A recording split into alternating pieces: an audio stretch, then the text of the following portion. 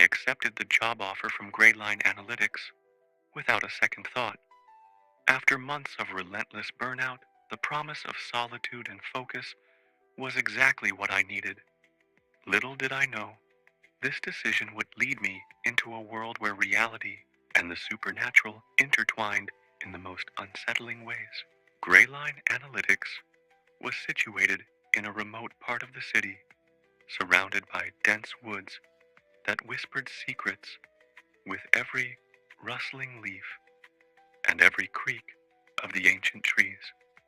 The modern glass structure stood in stark contrast to its natural surroundings, its sleek lines and reflective surfaces giving it an almost otherworldly presence. As twilight descended each day, the isolation was palpable, the only sounds being the constant hum of computers, the distant rustle of leaves, and the occasional howl of a mysterious animal echoing through the night. Often, a gentle rain would begin to fall, the steady patter against the windows, creating a soothing yet eerie backdrop that seemed to heighten every sense. Stepping inside, the office interior exuded a minimalist yet unnerving aesthetic. The open floor plan was spacious but felt cavernous, with high ceilings that echoed every footstep and every whispered conversation. Fluorescent lights cast a harsh, sterile glow, but shadows lingered in the corners, creating pockets of darkness that seemed to move on their own. The furniture was sleek and modern, but the coldness of metal and glass surfaces added to the overall feeling of detachment. The air was unnaturally still, carrying a faint chill that made the skin prickle with unease.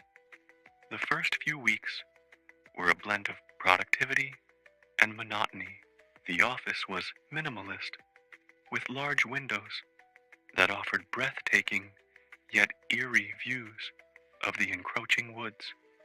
My coworker, Mark, was the only other person in the building. Like me, he was dedicated and solitary, and we often shared snippets of our lives outside these walls to stave off the creeping loneliness.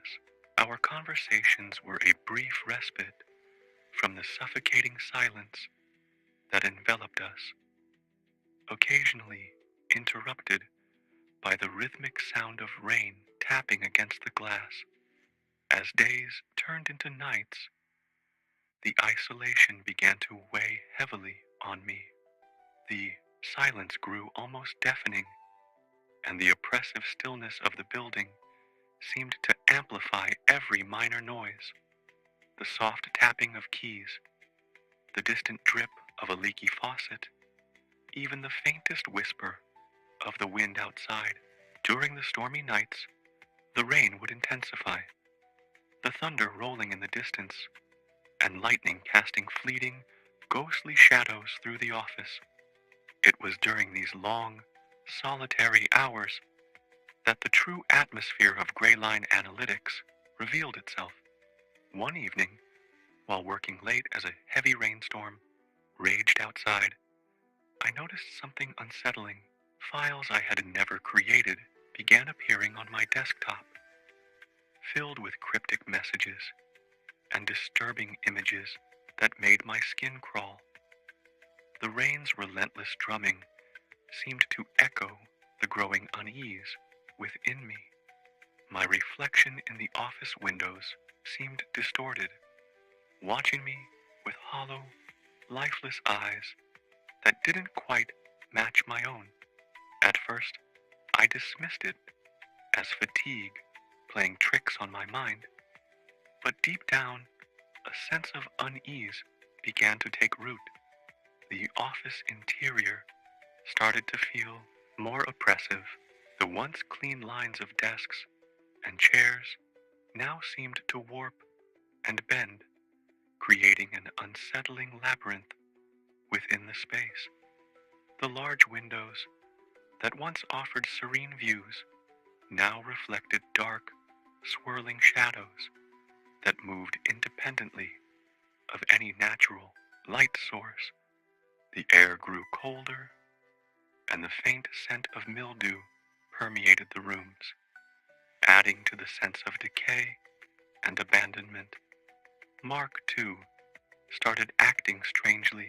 His usually calm demeanor was replaced with visible paranoia.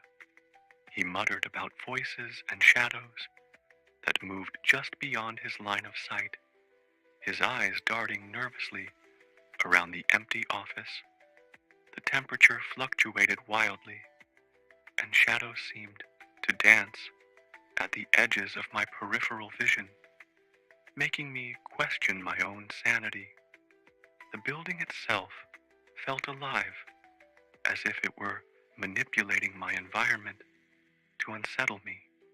The persistent sound of rain added to the claustrophobic atmosphere, each drop a reminder of the isolation enveloping us. Sleep-deprived and anxious, I began to doubt my own perceptions. The whispers that echoed through the halls mirrored my deepest fears and regrets, making it impossible to concentrate. The rain outside became a constant, oppressive presence, its intensity fluctuating with the rising tension inside. One night, unable to bear the mounting tension any longer, I confronted Mark. But when I returned to the office, he was gone without a trace, leaving behind only a hastily scribbled note on his desk. They are watching, determined to uncover the truth behind these inexplicable events. I delved into Greyline Analytics history. My research revealed a chilling past. The company was built on the site of an old asylum where unethical experiments were conducted on employees. The restless spirits of those who suffered still lingered, feeding off the isolation and despair that permeated the building. The architecture itself seemed designed to disorient and trap, with endless corridors and hidden rooms that defied logic and reason. During my investigation, the rain often intensified, as if the weather itself was reacting to the dark history unearthed. One stormy night, as lightning illuminated the darkened office and rain lashed against the windows, I decided to confront the presence head-on. Armed with cameras and recording devices, I set up my equipment in hopes of capturing evidence of the supernatural. The howling wind and torrential rain outside mirrored the turmoil inside me. As I reviewed the footage, my heart pounded in my chest. Apparitions of former employees appeared, faces twisted in agony, reaching out from the shadows with desperate eyes that begged for release. The rain's fury seemed to crescendo with each ghostly apparition, heightening the sense of dread. In a moment of desperation, I stumbled upon an old journal hidden in the basement. Its pages detailed the horrific experiments and the tormented souls left behind.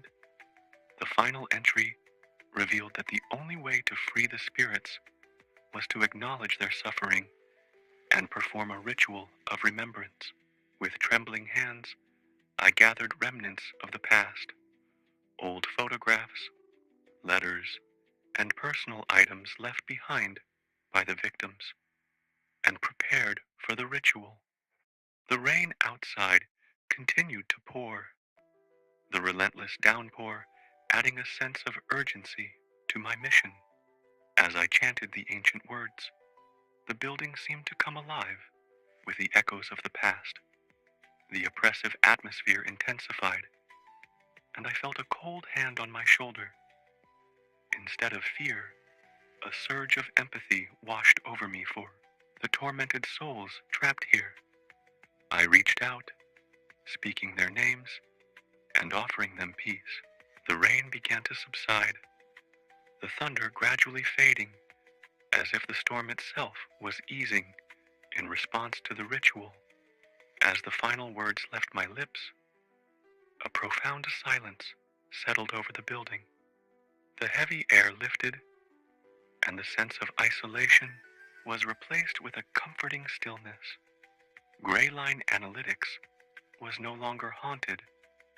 Both the spirits and I were finally free.